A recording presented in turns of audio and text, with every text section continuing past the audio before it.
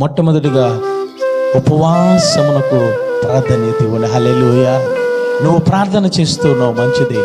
ఆ సమస్య ఇంకా నీ దగ్గర నుంచి వెళ్ళడం లేదు, ఆ సమస్యకు పరిష్కారం రావడం లేదు. అలాంటప్పుడు నువ్వేమి చేయాలో తెలుసా? యేసయ్య పాదములు పట్టుకోవాలి, యేసయ్య బలిపీఠము దగ్గరికి రావాలి, నువ్వు ఉపవాసం ఉండాలి, నువ్వు కన్నీరు కార్చేయాలి. విచారణ చేయడం అంటే నువ్వు ఉపవాసం ఉండడము. శక్తి చాలదు, నా బలము చాలదయ్యా, ఇదిగో నువ్వే బాహుబలము కలవాడు ప్రభు అని చెప్పి నువ్వు కన్నీరు కార్చేయాలి, ఉపవాసం ఉండాలి. నువ్వు వేదనతో భారముతో ఆయన మందసము దగ్గర నువ్వు అడుగుతూ ఉండాలి. దేవాంతి దేవుడు శిష్యులతో మాట్లాడుతూ ఉన్నాడు.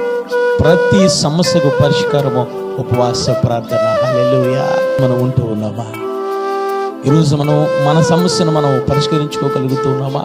దేవాంతి దేవుని దగ్గర విచారణ చేసి, లేదా అక్కడికి ఒక అన్యుల్లా మనము పరిగెడుతూ ఉన్నామా?